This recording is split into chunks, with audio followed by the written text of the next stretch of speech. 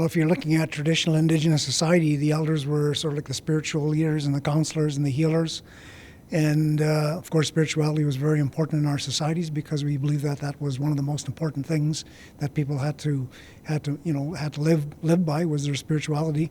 And so the elders were called on in various circumstances, to perform ceremonies, to provide counseling, to provide healing. So that usually occurred in a small community, and there were good supports for them in that community, in terms of making sure their welfare was taken care of. And nowadays it's expanded a lot because we've had, of course, colonization, we've had residential schools, and we've had urbanization, and so there's lots of problems. And of course, there are more and more people, Indigenous people, who are turning back to their spirituality for an answer.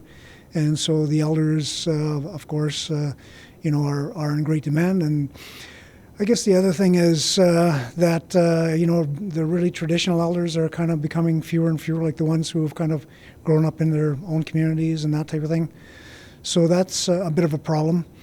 Now, today, of course, with the indigenization and reconciliation, you have a lot of other institutions, especially educational institutions like schools and universities and government and other agencies that, they want elders to attend, both to pray for proceedings, to give advice, that type of thing. And so that, that can kind of be a bit of a burden on some of them, when they have to travel or maybe they're not well, that type of thing.